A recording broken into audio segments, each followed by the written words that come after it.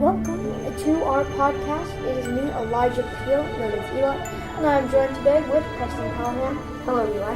And we're going to be going over the Underground Railroad, some research notes. We took over 8 different topics. So, Preston, will you read the first topic for me? So, this one has 2 parts. The first one is, why was the Underground Railroad needed? And so, what do you think about that one? I think, in my opinion, the Underground Railroad was really invented for the sole purpose that the slaves could get out of slavery. Yes, as long as they can have help on their way. Yeah, and be given by It's a the tough abolitionists. Yeah, the tough journey. And then, what's the next part? Explain what the life was like on the plantations for the slaves in the South. Okay, so pretty much they were treated absolutely terribly in the South. Yes, and also they had to do backbreaking work. And of course, it's going to be in the South, so it's going to be hot. Yeah, more hot than working on the northern plantations. Yeah, so you're gonna be cotton picking, you're gonna be beaten, you whipped, just hurt in tons of different ways. Also, you've been having bad living conditions, bad houses to come back to. Yeah, you can't learn to read or write. You have pretty much none of But the. reading and writing everywhere for slavery. Yeah. Okay, so do you want to move to the next one, or do you want to continue? Let's move to the next one. Okay. So, the next one was, what is the Underground Railroad? What was the journey like? So, would you like to start off about? Yeah, so I feel like it was pretty much the Underground Railroad was the collection of houses that the slaves would travel on their route to escape to freedom. It's not just a connection of houses, in my opinion. I feel like it's more a network of people who offered People and the people's houses, that's the houses that are just there. And then on that, the journey was like they would be hidden in those buildings, taken across rivers, and the journey was like absolutely terrible. It was so tough. But also like they would have to, I think first we should talk about where they would have to hide. Like they would have to hide in certain houses, private houses, churches, and schoolhouses. And the journey was really tough because they were being chased by dogs, slave catchers. All of those, and then we'll talk more about the Slave Act, which happened later. And that was like a whole nother deal that came into the journey. And now let's move on to our third of 8 topics. This one was we had to research a famous conductor. And we found a conductor by the name of John Fairfield. And he was from Maine. Do you know what day was he born again? January 30th, 1797. And he lived until 1847. And I'm pretty sure, I don't know the exact date, but I'm pretty sure it was December something. Yeah. And then, so let's say, he was a Democrat, not really that important, but a little bit of English. He became a state representative and a governor. Senator. Oh, really? I did not know that. And his time he would helped slaves escape to Canada up in that main position. Canadian border. Yes. And fun fact would be in 12 years he helped thousands of slaves escape. Yeah, which is amazing. And not a lot of people. I mean, Harriet Tubman did save a lot of people, not that many.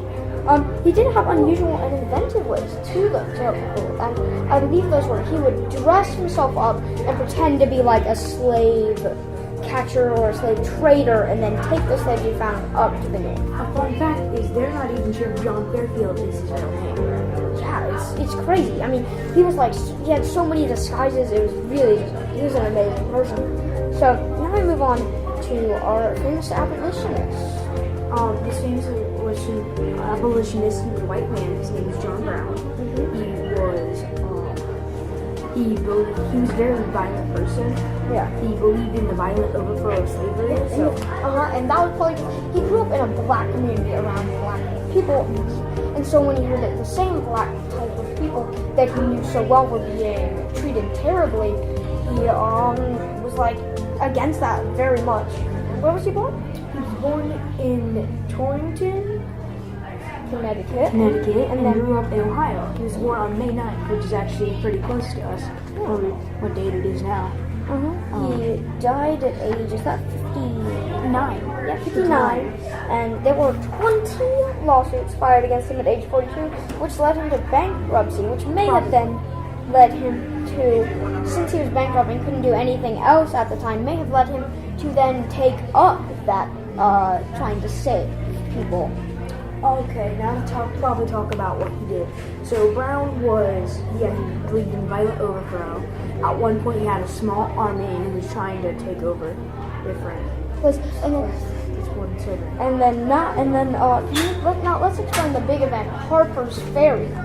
Harper's Ferry is actually when he died at age 59, and he was captured attacking a boat called Harper's Ferry, and because of this raid, they had him hanged. Yeah, it's very gruesome. We may explain that more some other time, but for now we're just trying to get through this. And now let's move to our next question. Turn the page here. What is that? What is the effects of traveling on the huge slave act? Yes, which is what we talked about earlier. And one of the effects of traveling on the railroads, as the fugitive slave act, was one, they had lack of sleep and food, and not to mention that the slave catchers and dogs were chasing you the entire time. Also, you get extremely dirty. A lot of times you use shoes, the rivers that you had to travel. You had to. Also, with that lack of sleep, it would be hard to go for days at a time. Yeah. And then, not to mention, as soon as the Fugitive Slave Act came into commission, you could be tracked into the North and be captured and taken back, sometimes even if you were a free black man, which was absolutely terrible, and many people were against it, which was one of the main reasons for the Civil War was once that happened. Also, with the slave catchers chasing you, you constantly had to be alert. You could never doze off.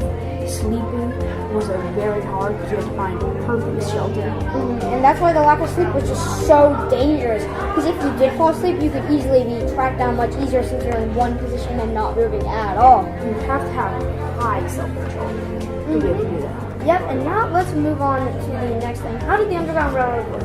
I say you should go on for this one. It also says list routes, stations. Yeah, we'll get on to that. How did the Underground Railroad work? Basically, the slaves, they would travel from station to station. The stations were the houses, and that's where the cargo or passengers would go. Yep. And these passengers were codenamed with the slaves. Yep. They could also as well as cargo. Yes. And these railroad names was easier to communicate for the railroad.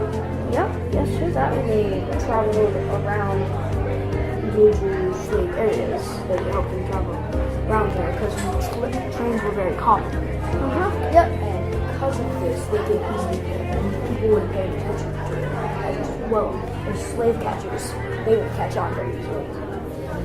Okay, and then an example of a route. So, we haven't studied the map recently, but an example of a route is one time I was looking at a map of just different routes, and I noticed that they would always stay away, like, from the center area where the most, like, slave catcher areas were. They would always, like, veer off either together or around it. Like, in Texas, they would go up around and up. Like, and I saw a lot of routes would take you around the ocean on boat. So also, most of the time you go through a river. Like many people went through the Ohio River. And then what later became, when you go to Canada, you'd have to travel that big river. It was a lot of work. But they were all trying to get themselves to the north. And an example of station, there are tons of stations currently. But currently, let's just name a few. There's like the Reuben Benedict House in Ohio, Pennsylvania. We have the Oakdale House, and New York, there were a lot, like the Star Clock Tin Shop. In Vermont, there's only one, which is the Rockaby. And those are just a few houses there. Now let's move on to our second to last. Actually, no, wait. That's pros and cons. Yeah, the pros and cons of the Underground Railroad. One of these pros for the Underground Railroad would be that slaves could escape to freedom. That was a definite pro. It's like the easiest one. Why wouldn't slaves want to escape to that freedom? Being finally free again to see their family, which is honestly another pro. To leave their masters. Yeah, like all that they could finish punishments. And the pro is they could actually have their rights again, because before they had no rights, they could be treated like terribly. And then as the Underground Railroad made it so they had rights again. Another actually such cons, there is quite a few cons. Yeah, they could be punished. Yeah, which was terrible. They could get beaten, they could be killed for that. Another one was they could starve. Yeah, which is like lack of food Starving. or they could Sleep. yeah, lack of sleep. That's what, they could drown. Because as we said, those rivers are such a big. Yeah, if they don't have a boat, they could just try to cross them. And slaves are not taught how to swim usually. So when they go to do that, they can drown since they get caught. Just even trying to get to the underground railway. It's so hard to escape and get out. So yeah, now do you want to take us to our final one? Our last one was interesting facts. I actually kind of enjoyed this one. Yeah, this was fun. It was actually called, the Underground Railroad. It was actually called the Underground Railroad after the white man's commissar. Yeah, the one. He used the excuse that slaves escaped from this underground railroad. Yeah, it was like the slave. He was like, "There's no way they could have just escaped from me because I'm like so good. They must have gone on an underground railroad." And then another thing is there was a secret code where when they were moving up, they were doing a knock. I'm not sure of the knock. And then the Quaker would lean out, or not always a Quaker, but if there was a Quaker out, they would say, "Who goes there?" And then the slave would answer, "A friend of a friend." And that's how they know that they were Slave trying to escape. And they would hide them in and take them.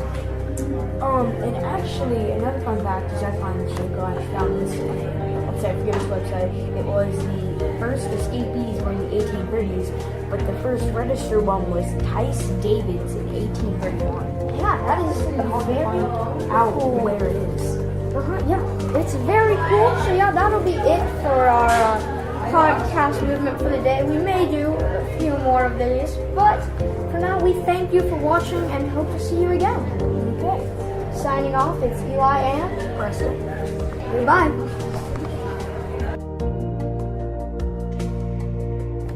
Welcome everyone to the after show, the show after the original show. In this, we will discuss topics that we may have missed or understated in the first show. I'm here again, joined with Preston Callahan. Hello, Eli. And we will begin by discussing what we felt like we under-discussed last time in Harper's Ferry. So, Preston, let's give us a little bit of information again on the Harper's Ferry raid. Well, first off, the Harper's Ferry was the place where John Brown had passed away, and well, not passed away, he was hung. Yep, and killed. And because of his raid, which actually, as we recently found out, helped lead to the Civil War. Yes, it helped lead to the Civil War, as in showing that the North was becoming more increasingly in favor of ending slavery, which led the South to want to kill literally all the abolitionists, which led to the Civil War. As well as that the raid was against, we found out that Harper's Ferry was a federal armory in Virginia, which is now West Virginia, in an attempt to start an armed slave revolt and destroy slavery completely. So that was Harper's Ferry. There are a bit more things like the people that he gathered he literally just gathered slaves, brought them all together. Made his little army small. Yep, an armed slave revolt, as it was called, to attack. And that is what happened. So now we move on to our next and second topic of the day and the after show, which is the Fugitive Slave Act. Well, first off, it was nicknamed as the Bloodhound Law. Yes, that was by Quakers because of the dogs that were used to track down certain slaves and people that were running away from the masters, as they were called. The North did disagree with this, as well as they did disagree with the slavery that was going on. Yes, they're not all disagreed with slavery. Many people disagreed with the Fugitive Slave Act, since the black people may have been neighbors that were taken away from the white families, which they felt was completely unfair. Necessary. But then another fact about the Fugitive Slave Act, which is also kind of a fun fact, is the part of the reason that the South got the law passed was because they blamed the escapees on the North. Yes. They blamed it on the North because it's a thing we saw was that they blamed it on the North because the South said that the reason that so many were escaping was that the North was interfering with like boundaries, and they were going across, and they were helping slaves across these boundaries, and so they used that as an argument, which led and helped them win the case, activating the Fugitive Slave Act. Now, after that Fugitive Slave Act, slaves could not truly have escaped until they reached Canada. Yes, which made it much harder and much more challenging and much more scary. It also meant much harder for abolitionists like Harriet Tubman and conductors like Harriet Tubman, the same thing, to get down and help them, since they had to not only bring them to the North, but also bring them all the way up to Canada. Yes, which was a much longer journey, and that basically ends off that topic, that discussion. So now we thought like our interesting facts. We kind of just gave you like 3 and then just stopped. So we would like, let's give a few more interesting facts that may like answer some questions. So, a fun fact which I found this very interesting was that slavery actually evolved from work. Yes. People would used to hire themselves as a slave for someone to pay off a debt. Yeah, and those debts were normally because they wanted to travel to the North, so they would put themselves into slavery to pay off that debt so that they could go to the North to do whatever they want, because maybe they like the North. I don't know. But that was their opinion. And then, but the reason people then were started to, the reason people stopped just doing this was because in the 1700s it became legal to own someone. And as soon as that happened in the 1700s, it was legal to own someone, then that slave work became much different. Yes. And that was a kind of a Turning point? Yes, turning point. As these first slaves were, I am pretty sure they arrived in the 1500s. Yeah. So that was like very big. 200 years later, almost, that happened. And then now let's go to more modern slavery times. Right before the Civil War, the conductors originally anyone being helped would be fined or go to jail. That's the most 6 months. 6 months, prison, yeah. I believe, and $1,000 fine. Yeah, or I thought it was one or the other, or maybe it was both. Yeah, one of those things. But when they got close to the Civil War, the conductors that were known more were just immediately hung. Yes. Mm-hmm. So that will be our final fact. Maybe I might be able to find us one more quickly. Because if you ever want to find most of our information that we get, there's this website called History that gives you tons of information. We are not paid to advertise them. We just think they're a great information source. So, yeah. I mean, I can't really find anything right now. If we do find anything, we will put it on the podcast news information. So, we thank you all for watching. Goodbye. Goodbye.